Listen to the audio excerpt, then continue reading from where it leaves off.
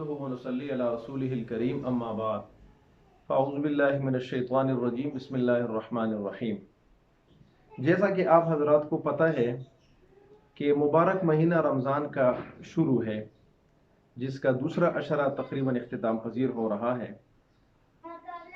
تو اس مہینے میں زیادہ تر لوگ جو ہیں وہ زکوٰۃ دیا کرتے ہیں، اس لیے کہ یہ مبارک مہینہ ہے تو ہمیں اس کا زکوٰۃ دینے کا اجر و ثواب زیادہ ملے گا۔ ویسے بھی زکوٰۃ جو ہے وہ اسلام کے جو 5 ارکان ہیں اس میں سے بنیادی رکن ہے۔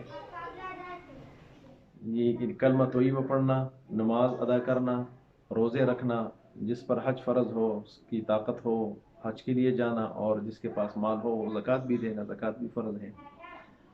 تو اس میں بنیادی باتیں یاد رکھیں کہ زکوٰۃ 8 آدمیوں کو نہیں دے سکتے ہیں، باقی تو سب کو دے سکتے ہیں، لیکن 8 آدمی ایسے ہیں جن کو زکوٰۃ نہیں دے سکتے ہیں۔ ان میں سے جو پہلا ہے وہ مالدار آدمی، مالدار کو زکوٰۃ نہیں دیں گے، وہ زکوٰۃ نہیں لے سکتا، وہ اس کا مستحق نہیں ہے۔ نمبر 2 سید، جو پیغمبر پاک صلی اللہ علیہ وسلم کی اولاد میں سے ہو اور اس کے پاس اس کا آپ صلی اللہ علیہ وسلم تک پہنچنے کا شجرہ موجود ہو اپنے خاندان کا، وہ زکوٰۃ نہیں لے سکتا۔ یہ آپ صلی اللہ علیہ وسلم کی خصوصیت ہے۔ اس کے ساتھ ویسے تعاون اور امداد کریں گے، مالی امداد اس کے ساتھ کریں گے اگر وہ غریب ہے، فقیر ہے، لیکن وہ زکوٰۃ کیوں؟ زکوٰۃ مال کا میل کچیل ہے، اور میرے پیارے نبی کا خاندان اور آپ کا گھرانہ میل کچیل سے پاک ہے۔ نمبر 3 اصول کو نہیں دے سکتے۔ اصول کون ہے؟ یعنی اپنے ماں باپ کو، اپنے دادا کو، پردادا کو، دادی کو، نانی کو، ماں کو زکوٰۃ نہیں دے سکتے ہیں۔ اور نمبر 4 فروع کو زکوٰۃ نہیں دے سکتے ہیں۔ فروع کون ہے؟ جو آپ سے پیدا ہیں، یعنی آپ کے بچے، ان کو آپ زکوٰۃ نہیں دے سکتے، آپ کے پوتے، ان کو آپ زکوٰۃ نہیں دے سکتے، آپ کے پڑپوتے، ان کو آپ زکوٰۃ نہیں دے سکتے۔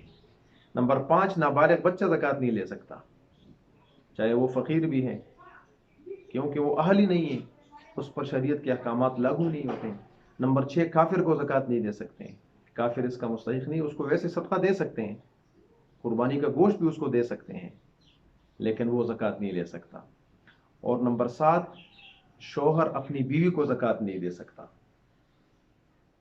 اور بیوی جو ہے وہ اپنے شوہر کو زکوٰۃ نہیں دے سکتی۔ یہ 8 افراد ایسے ہیں کہ ان کو ہم زکوٰۃ نہیں دیں گے۔ ان کے علاوہ آپ کزن کو دے سکتے ہیں، سسر کو دے سکتے ہیں، ساس کو دے سکتے ہیں، بہو کو دے سکتے ہیں، داماد کو دے سکتے ہیں، خالہ کو دے سکتے ہیں، پھوپھی کو دے سکتے ہیں، چاچا ماموں کو دے سکتے ہیں۔ بھائی بہن کو تو سب سے پہلے دینا چاہیے، جو آپ کے گھر میں ہیں وہ بہت زیادہ مستحق اور حقدار ہیں۔ اور ان حضرات کو یہ بتانا بھی ضروری نہیں ہے کہ یہ جو ہے زکوٰۃ کے پیسے ہیں، آپ اس کو قبول کریں۔